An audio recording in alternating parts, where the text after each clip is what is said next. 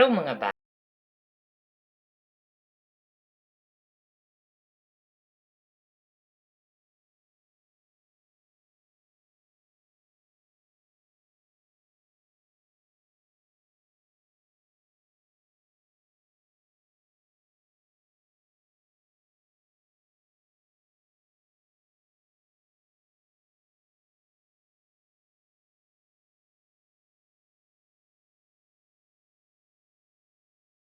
Sa larawan. Para sa unang bilang,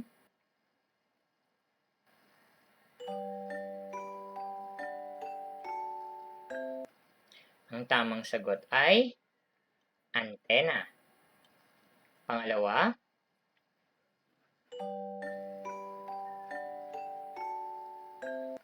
ang tamang sagot ay gills or hasang. Pangatlo,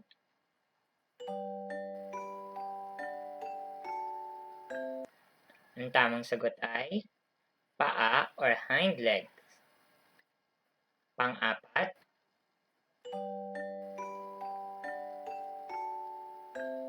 ang tamang sagot ay bibig o mouth. At panghuli,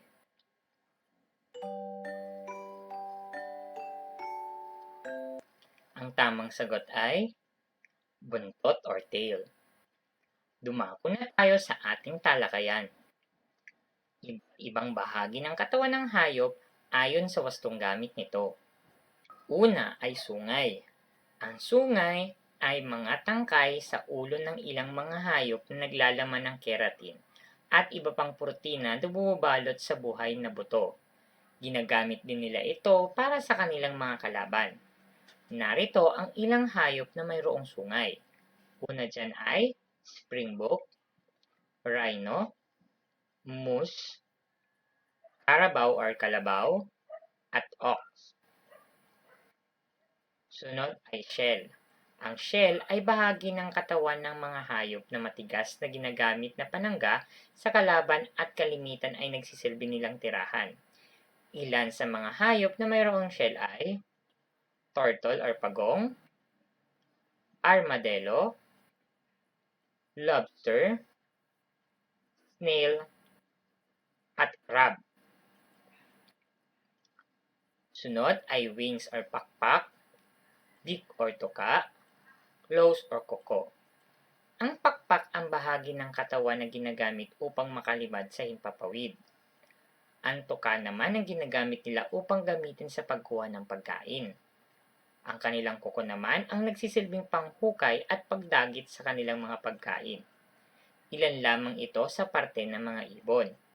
Ilan sa mga hayop na may pakpak, tuka at kuko ay owl, chicken or manok, eagle or agila, kingfisher or pato, parrot o loro. Narito naman ang bumabalot sa katawan ng ibang hayop. Ang kaliskis or scale, balahibo o fur, bagwis or feather, at madulas na balat or skin ay parte ng mga hayop na ginagamit na panakip sa kanilang balat na pumoprotekta laban sa pago-bago ng klima o panahon. Halimbawa ng mga hayop na ito ay hippopotamus at elepante na may madulas na balat, maya at hingri na may bagwis or feather, isda or ahas na may kaliskis or scale, at rabbit at lab na may balahibo o fur. Ang eyes or mata, ears or tenga, nose or ilong ay ilan lamang sa mga bahagi ng mga hayop. Ang mata ng mga hayop ang ginagamit upang sila ay makakita. Ang tenga naman ay upang sila ay makarinig ng tunog. At ang ilong naman ang ginagamit nila upang sila ay makaamoy. Ilan sa mga hayop na may mata, ilong at tenga ay leon or lion, cat or pusa, dog or aso, panda, deer or oso, monkey or unggoy, rat o daga, at tarsier. Ang mouth o bibig, teeth or ngipin, tongue or dila ay parte ng mga hayop na makikita sa kanilang bunganga. Ang bibig ang nagsisilbing daanan ng kanilang pagkain, ang mga ngipin ang humahati o nagpapaliit dito, at ang dila naman ang tumutukoy sa lasa nito. Ang ilan sa mga hayop na may bibig, ngipin at dila ay giraffe, horse or kabayo, zebra, wolf, tiger or tigre, at pig or baboy. Ang mga hayop naman na makikita sa karagatan ay mayroong tail or buntot at gills or hasang. Ang hasang ang parte ng katawan ng mga isda na tumutulong upang makahinga sa ilalim ng dagat, at ang buntot naman ay ginagamit upang makapabilis ang kanilang paglangoy o paggalaw sa tubig. Narito ang mga hayop na may buntot at hasang. Una dyan ay ang bangus, tilapia, tanigi, palos, galunggong, candulifish, sapsap, at talakito.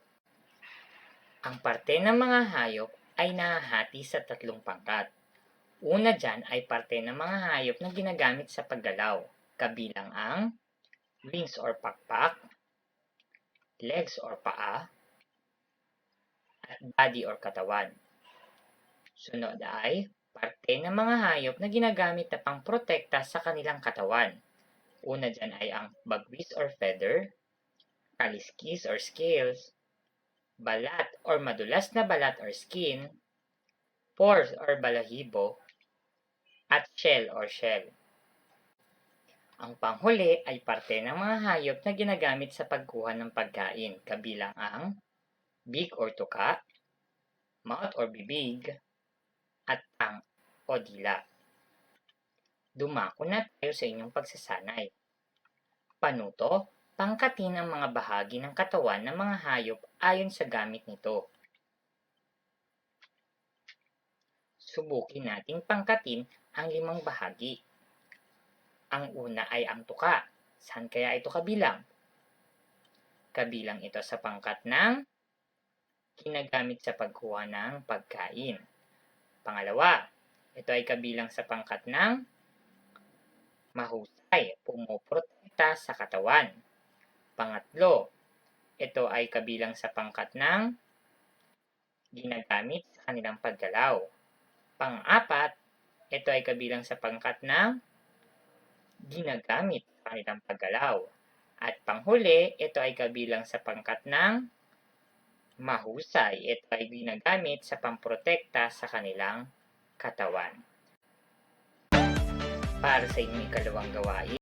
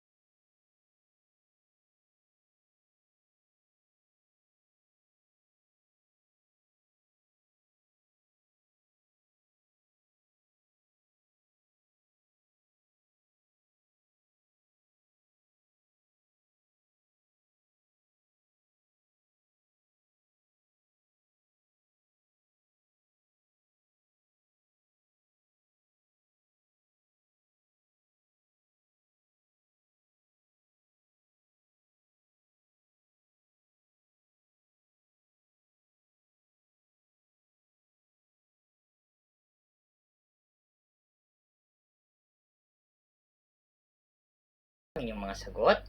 Para sa unang bilang, ang tamang sagot ay paa. Pangalawang bilang, ang tamang sagot ay hasang. Pangatlong bilang, ang tamang sagot ay pakpak. Pang-apat, ang tamang sagot ay tuka.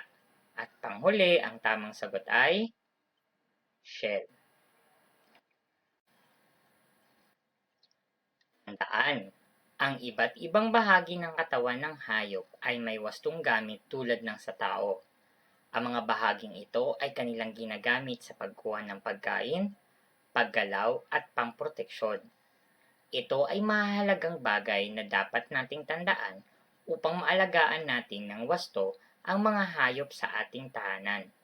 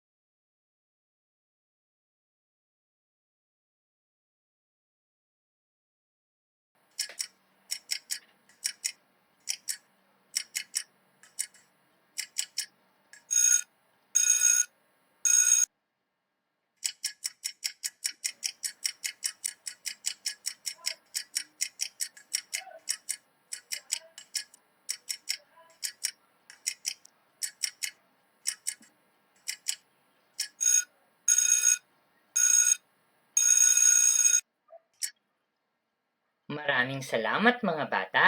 Sana ay may natutunan kayo sa araw na ito. Hanggang mo sa muling pakikinig. Paalam!